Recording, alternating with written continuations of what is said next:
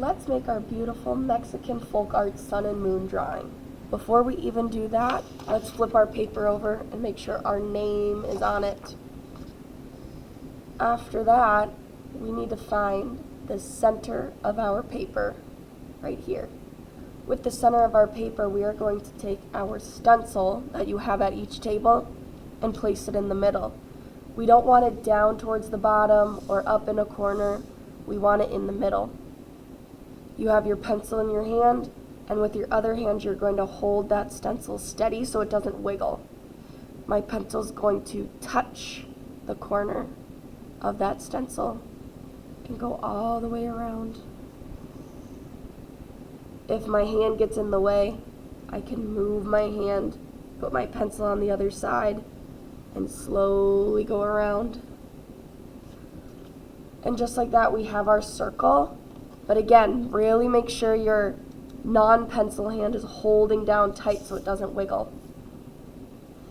We're now going to make our half and half sun and moon.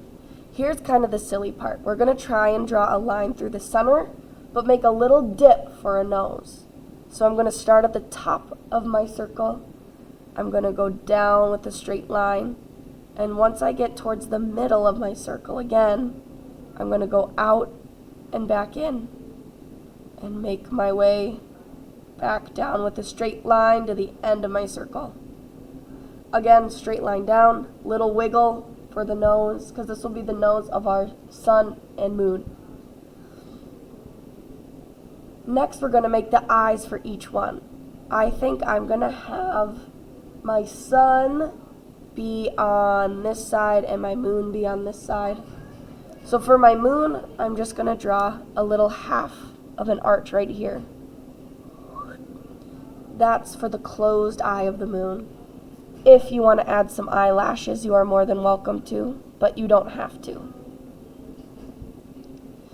For my sun, I'm going to make an opened eyeball. I'm going to do the same thing that I did over here, a low arch, kind of like a smiley face.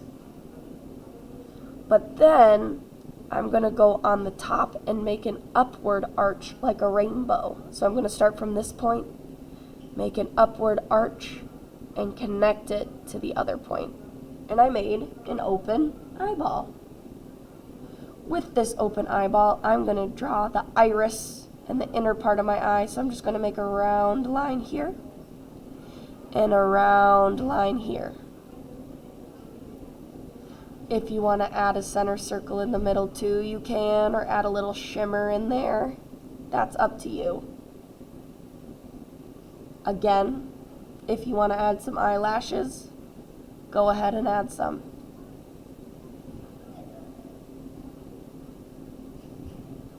Now my favorite part, we're going to do the smile. So the smile, you could have it just be a straight line arch. You could make some lips on your sun and moon, or you can have an open smile. I'll show you all those right now. First, you could do an arch like this and just make a happy sun and moon. If you want that to be an open smile, you'll just go from corner and make a wider arch to connect. If you want to make lips, so more of like a girlish lip, I'm going to erase this really quick. So if you want a girlish lip, you're going to start in the center and kind of make a little arch up and back down. You'll do the same thing on the other side, arch up and back down. That's the top part of the lips. And then the bottom, just like before, you're going to take it, curve it back up. If you want that center line of your lips too, you could add that too. So there's so many different ways you can create an expression for your face. Now that we have our main part of our sun and moon done, we're going to draw our lines up and down to make sure that they are separate. So starting at this part right up top, I'm going to connect it all the way up to the tippy top of my page. Same thing on the bottom, starting at that line in your circle, going down to the bottom. If it's not perfectly straight, that's more than okay, because we just need that line to separate the moon side and the sun side. Here's the fun part. You get to make lines however you want on both sides, but we want to make sure that these lines are different so we can tell the difference between both sides. I'm going to start with my sun. And typically when we draw suns, we have lines that radiate out from the sun. And that's what I'm going to do as well. So all of my lines are going to go out of my sun. I'm going to do some wavy lines to start. So I'm just starting at the pencil line of my circle, waving out to the edge of my paper. Again. And I'm making sure there's enough spaces between them so I can add some more fun lines. So I'm starting with 3 lines for my sun. 1, 2, 3. Next, I might do some dashed lines or straight dashed lines. So I'm going to start between my center point and my wavy line, and I'm going to do a dashed line. So a line with a space. I'm going to squeeze this dashed line in between these 2 wavy lines as well, starting at my circle, dashed line, radiating out to the edge of my paper. I'm going to do that down here as well. In between these 2 lines, I'm going to get my dashed line out. But you can use whatever kind of lines you want. If you'd rather do zigzag, loop-de-loo lines, castle lines, those work too. One more dash line I'm going to squeeze between my center line and my wavy line down here. So this is looking pretty good over here. I have 1, 2, 3, 4, 5, 6, 7 lines on this side. Now I'm going to work on my moon.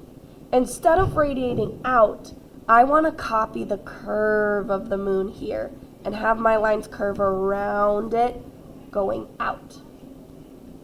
So the first line I want to do, maybe I'll do just a straight line. Again, following around my moon nice and slow. Matching that curve all the way to that center line. Next, for fun, maybe I'll do a zigzag line. This will be tricky because it has a curve. So the slower you draw, the better this will be.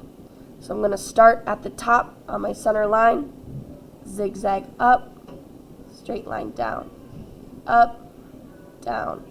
But again, I'm making sure I'm following that rounded curve that the moon has. Next line, maybe I want to mix it up. I might do another wavy line like the sun has, but again, following the curve. So I'm going to start at this part of my paper here and wave around till I get to the very bottom. My next line, I might do another straight line, just for fun, starting at the top, curving around. And I want to make sure that there's enough space between each lines because that's where we're going to add color. If you make the lines too skinny, you're not going to be able to paint as much in them.